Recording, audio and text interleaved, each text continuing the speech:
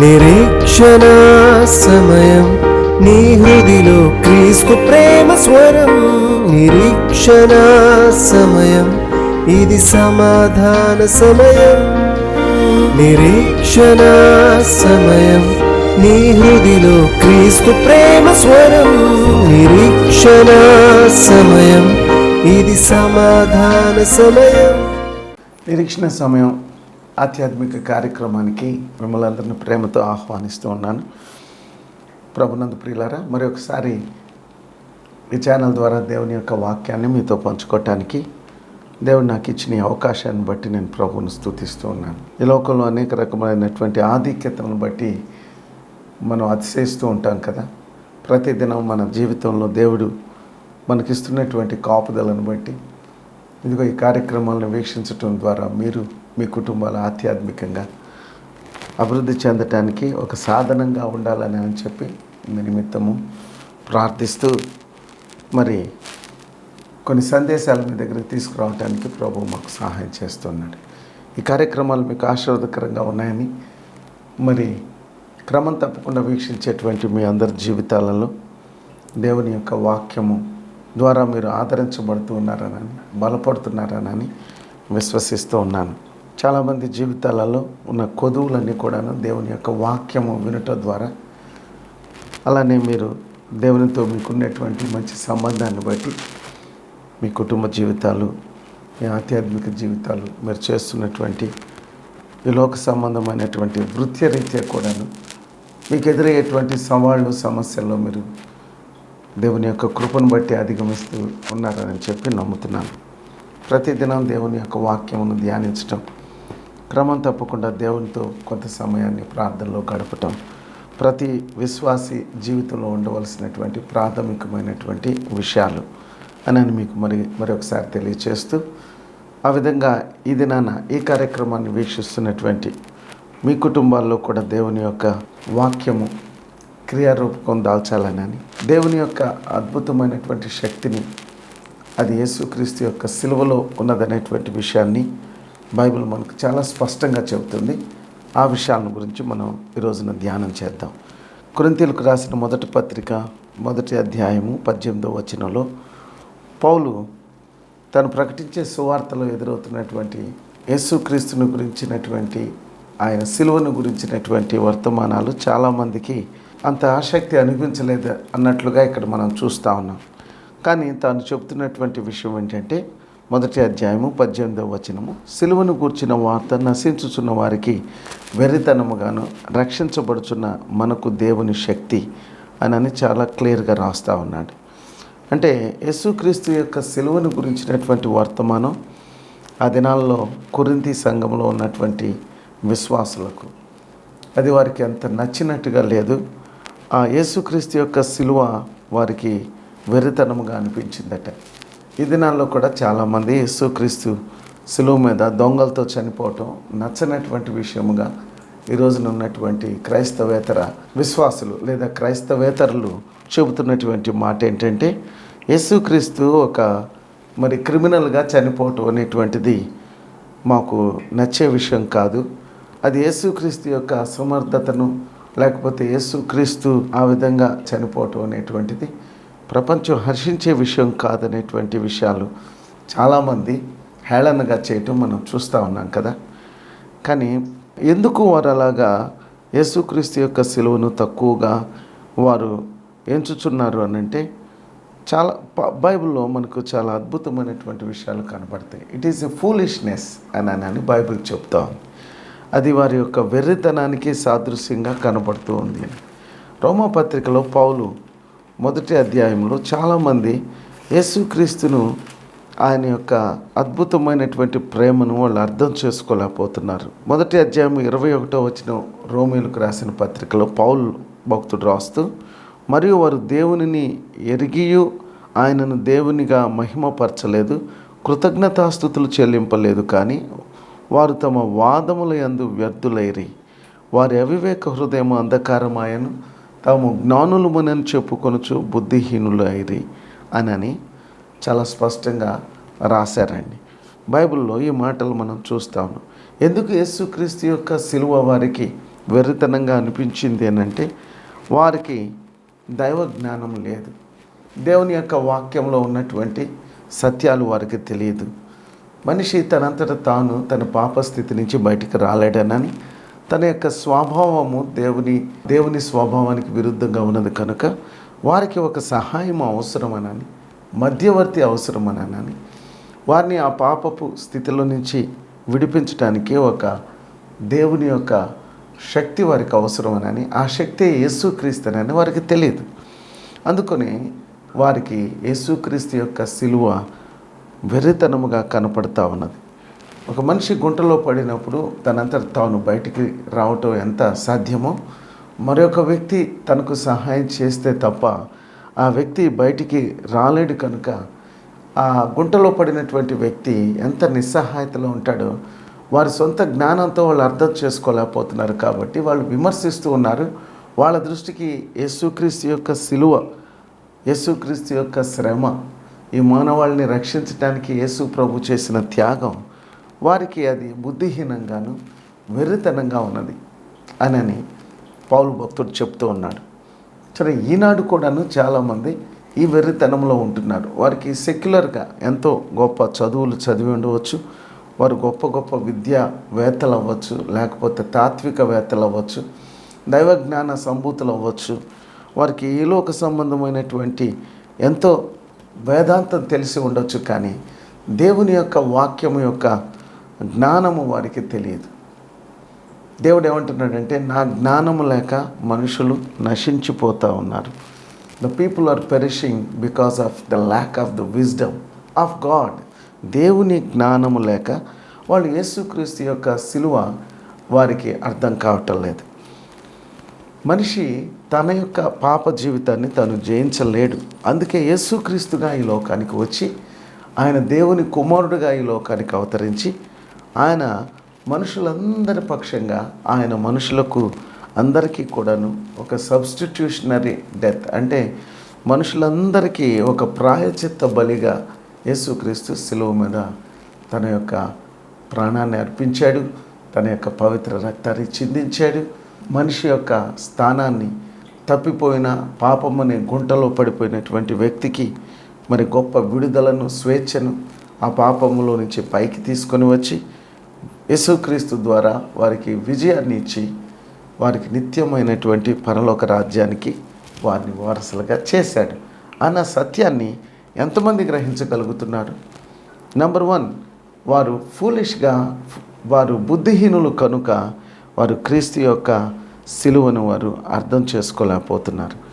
18వ వచనంలో సిలువను గూర్చిన వార్త నశించుచున్న వారికి వెర్రితనము అని ఇక్కడ వ్రాయబడి ఉంది. అంటే వారు రక్షించబడాలి అనేటువంటి ఆ యొక్క ఆశ లేదు. వారు ఉన్నటువంటి పాపంలో నుంచి విడుదల పొందాలి, వారు పవిత్రంగా జీవించాలంటే నాకు యేసుక్రీస్తు యొక్క సిలువలో ఆయన చేసినటువంటి ఆ యొక్క త్యాగము నందు నేను విశ్వాసం ఉంచినప్పుడు నాకు ఈ గొప్ప విడుదల దొరుకుతుంది అనేటువంటి విషయము వారికి ఇష్టం లేదు.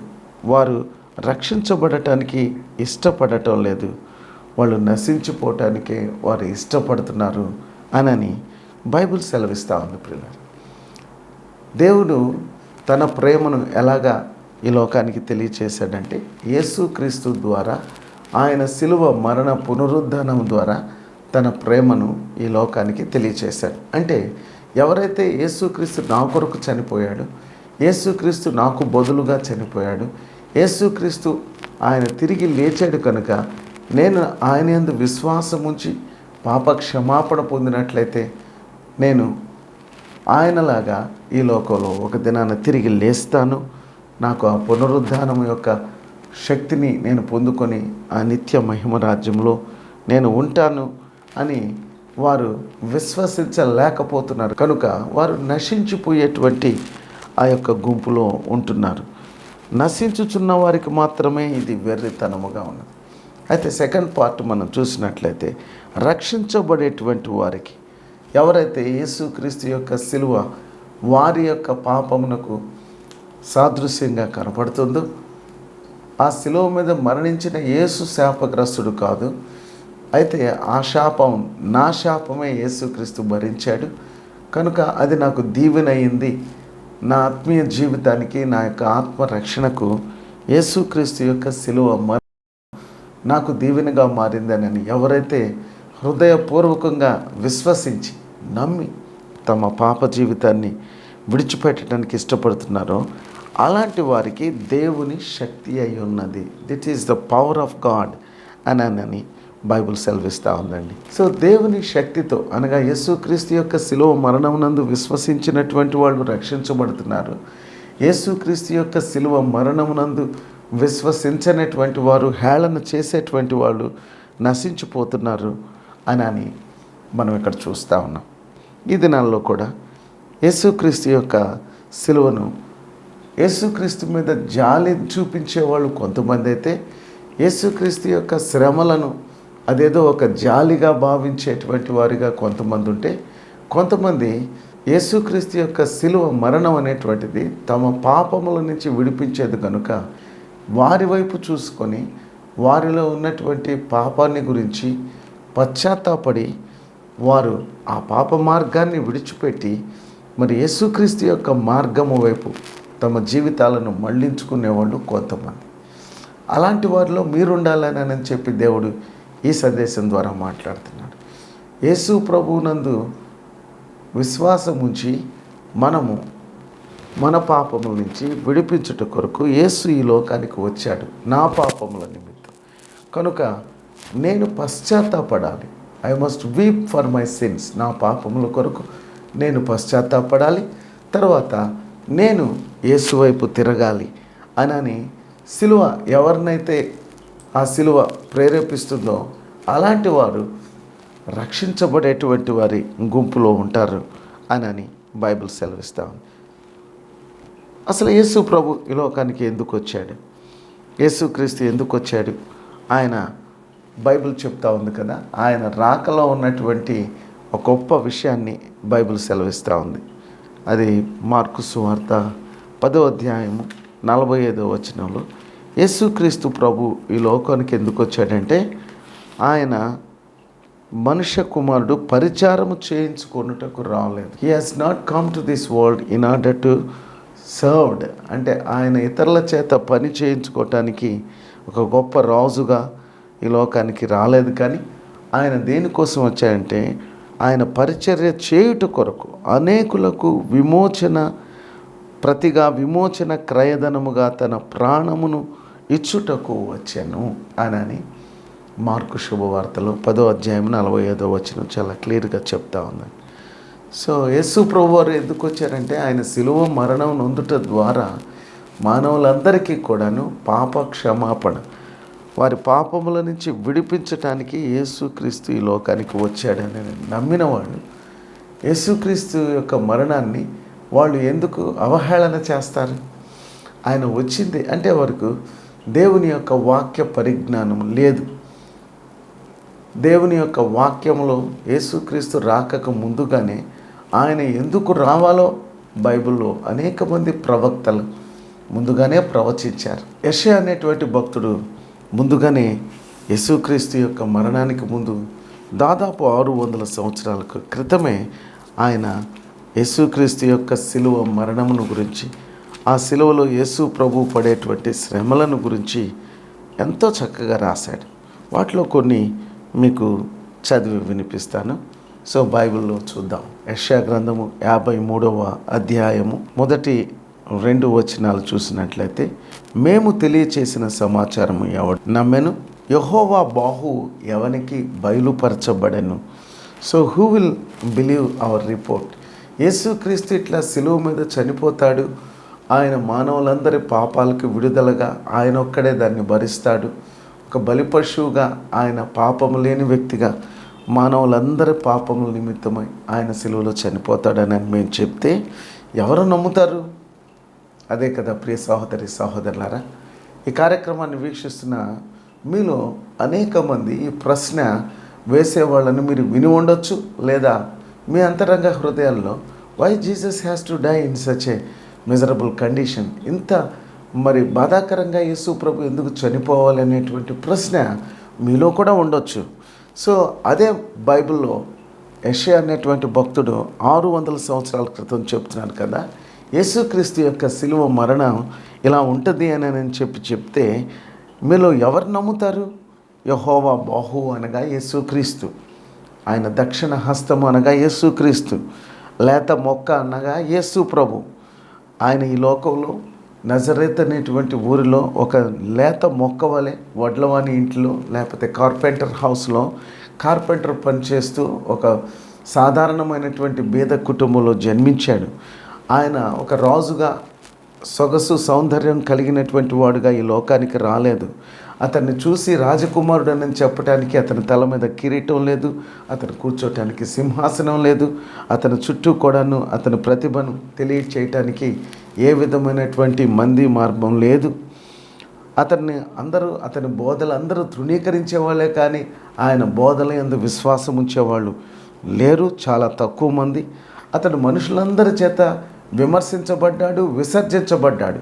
ఏంటి, ఒక కార్పెంటర్ కుమారుడు ఇంత గొప్ప జ్ఞానాన్ని బోధిస్తే మేము నమ్మాలా అని చెప్పి ఆనాటి యూదులు, ఆనాటి పరిసయ్యులు, శాస్త్రులు, ఆనాటి దైవభక్తి పరులు మేమే, ఈ ప్రపంచానికి రక్షణ వార్తను చెప్పేది మేమే అనేటువంటి వారే ఈ యొక్క యేసుక్రీస్తుగా ఈ లోకానికి వచ్చిన దైవ కుమారుని ద్వేషించాడు. అతను వ్యసనకాంతుడుగా ఉంటాడు. అంటే అతను చూసిన వాళ్ళందరూ అతని బోధనను మెచ్చుకోకుండా అతని యందు వ్యసన పడతాడు. అతడు ఎప్పుడూ కూడాను సంతోషంగా ఉండడు. మనుషుల ఆత్మలు నశించిపోతున్నందుకు అతను వ్యాధిని అనుభవించిన వాడుగా ఉంటాడు. He has a burden in his heart. అతడు మనుషులు చూసే విధంగా ఆ శిలువ మీద కనపడడు. అతని ముఖం తేజస్సుగా ఉండదు, కానీ అతడు మనుషుడు చూడనొల్లని వాడిగా ఉంటాడు. అతడు తృణీకరించబడిన వాడు కనుక అతన్ని ఎవరు కూడాను లెక్క చేయరు. నువ్వు దేవుని కుమారుడు అయితే నిన్ను నువ్వు రక్షించుకో, మమ్మల్ని కూడా రక్షించు అని తనతో పాటు ఉన్నటువంటి నేరస్తులు విమర్శించే విధంగా తాను తగ్గించుకుంటాడు అని యెషయా అనేటువంటి భక్తుడు చెప్తున్నాడు. అతడు మొత్తబడిన వాడుగాను, దేవుని వలన బాధించబడిన వాడిగాను, శ్రమ నొందిన వాడిగా మనం అతన్ని ఎంచితిమి. అది నిజమే కదండి. నువ్వు దేవుని కుమారుడు అయితే నిన్ను నువ్వు రక్షించుకో, మమ్మల్ని కూడా రక్షించు అని చెప్పి అతన్ని దాహం అడిగితే ఆ దాహానికి బదులుగా చేదు చిరకాన్ని ఇచ్చి అతన్ని అవహేళన చేశాడు. అతన్ని మన అతిక్రమములను బట్టి, అంటే మనం చేసినటువంటి అతిక్రమం అంటే ట్రాన్స్గ్రెషన్, అంటే దేవుని ఆజ్ఞలను మనం విరగ్గొట్టాం కనుక దానికి మూల్యం చెల్లించటానికి యేసు ప్రభు మన అతిక్రమ క్రియలను బట్టి అతడు గాయములు పొందాడు. పంచగాయాల ద్వారా ఆయన బాధించబడ్డాడు. మన దోషములను బట్టి అతను నలుగగొట్టబడ్డాడు. అంటే ఆయనను కొరడాలతో కొట్టుకుంటూ పస్కా పండుగ దినమున ఆయనను బలిగా అర్పించడానికి ఆ రోజుల్లో ఆ అపరాధ పరిహారార్థ బలి నిమిత్తమై వాళ్ళు ఇవ్వవలసినటువంటి ఆ యొక్క పిండిని ఎలాగ దంచుతారో అలాగనే యేసుక్రీస్తును కూడా వారు శ్రమ పొందుచు, కొట్టుచు, తిట్టుచు ఆయన శరీరం అంతా కూడాను మెత్తన చేయబడింది. మన సమాధానార్థమైన శిక్ష అతని మీద పడింది. అంటే మనకు సమాధానం కలుగుట కొరకు, అంటే మనం ఈ లోకంలో యేసుక్రీస్తునందు విశ్వాసం ఉంచి పాప క్షమాపణ పొందుట ద్వారా కలిగేటువంటి అంతరంగంలో కలిగేటువంటి శాంతిని పొందుట కోసం అతడు ఈ శ్రమలన్నీ కూడాను అనుభవించాడు.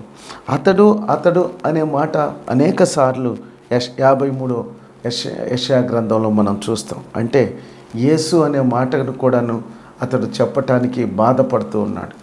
ఎందుకంటే అతను అంటే పేరు లేనటువంటి వ్యక్తిగాను, ఊరు లేనటువంటి వ్యక్తిగాను, గొప్ప పేరు ప్రతిష్టలకు నోచుకోలేనటువంటి వ్యక్తుడిగా ఇక్కడ ఆయన యొక్క జీవితం కనపడుతుంది.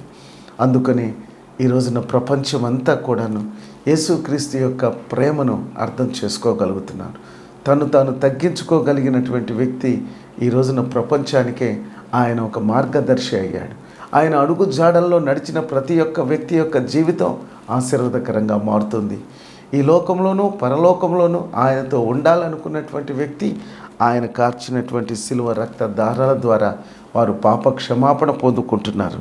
ఈ సమాధానం నీకు కావాలంటే ఈ కార్యక్రమాన్ని వీక్షిస్తున్న సోదరి సోదరుడా, నీవు ఆయన సిలువ మరణాన్ని నీవు నెగిటివ్గా తీసుకుంటావా, పాజిటివ్గా తీసుకుంటావా? అంటే ఆయనను విమర్శించే వ్యక్తిగా ఉంటే నశించిపోతావు.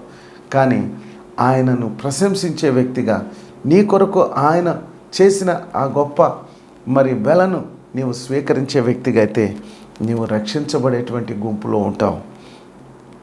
మనమందరము త్రోవ తప్పినటువంటి వారిగా ఉంటే, మనలో ప్రతి ఒక్కరూ మనకి ఇష్టమైన దారిలో వెళుతూ ఉంటే, ఈ జాలి కలిగినటువంటి వ్యక్తి ఆయన తానే ఈ లోకానికి వచ్చి నేనే మార్గము అని మన ఎదుట మార్గాన్ని చూపించాడే.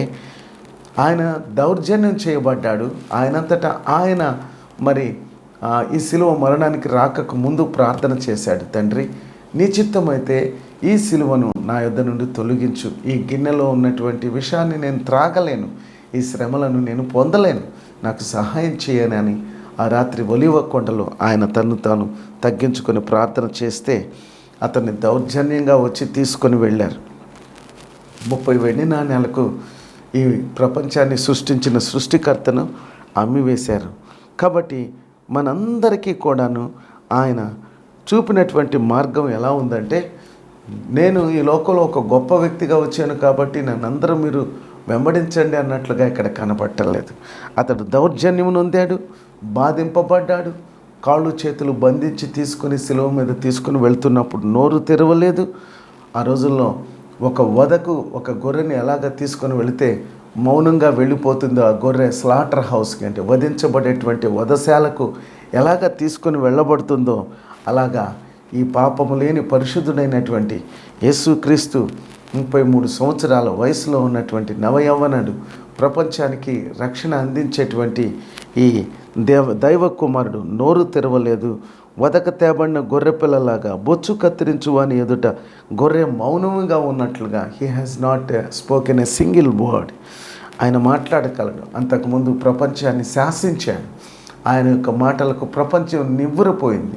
ఈయన వలె మాట్లాడేవాళ్ళు ఎవరూ లేరే అన్నాడు.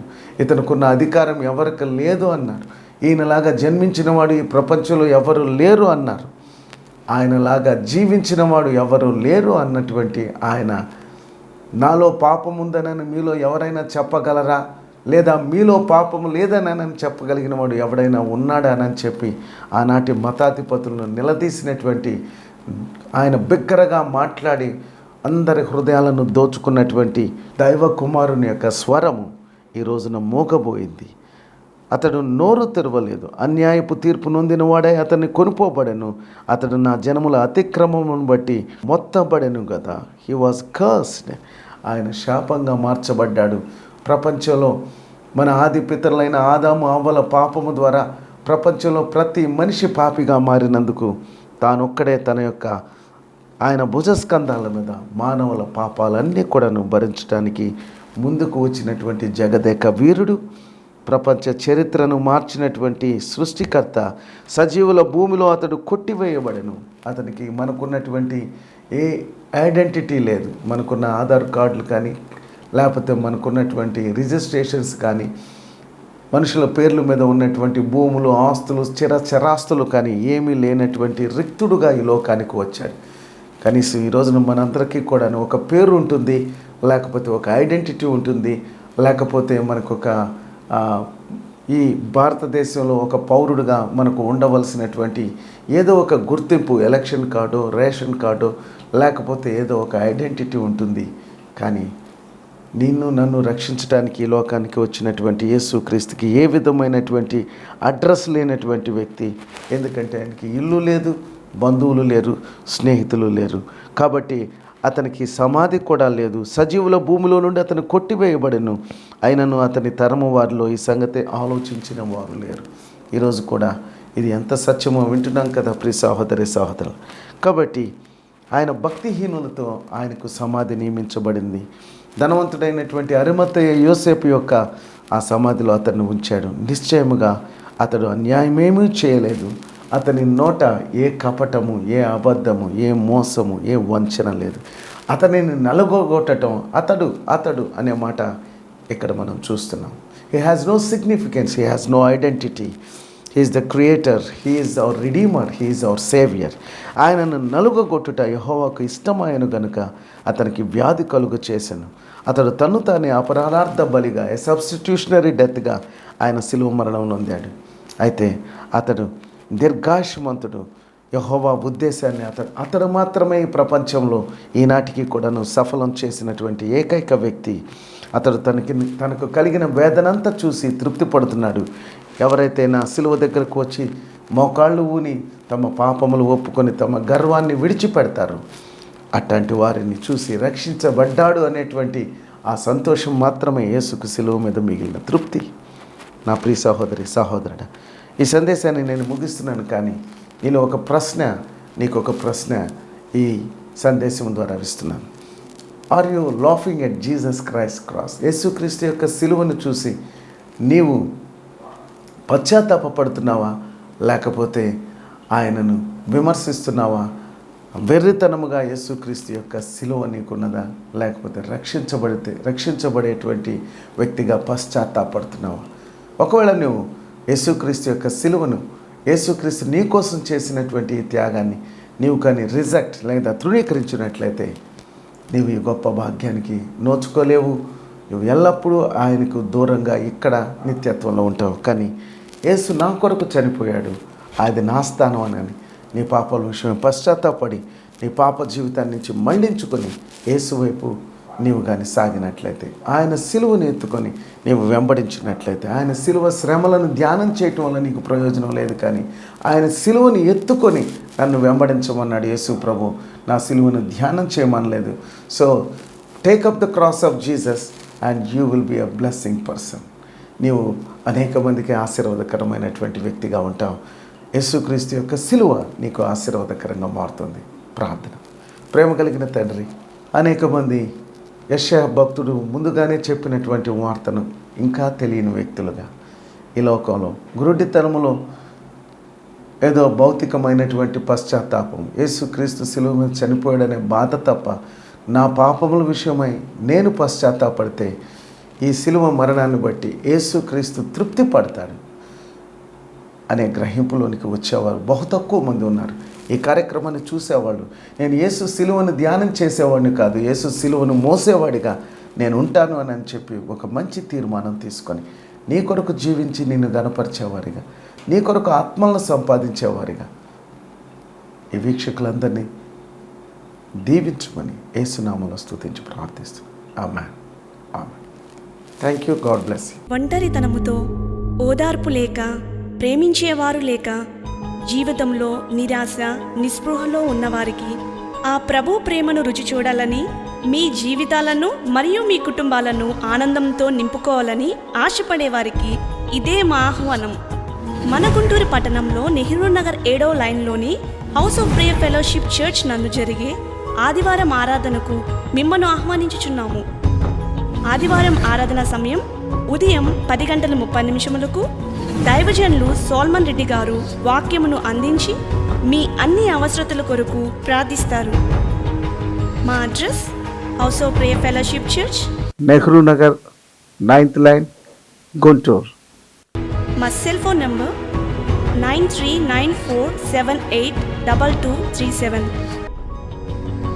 మరియు మా ఉదయకాలపు ఆరాధన ఆర్టీసీ కాలనీలోని house of prayer fellowship church నందు 8 గంటల నుండి 10 గంటల వరకు జరుగును. అడ్రస్ ఆర్టీసీ కాలనీ 1వ లైన్, గుంటూరు. మా ఫోన్ నంబర్ 9394782237. అందరూ ఆహ్వానితులే.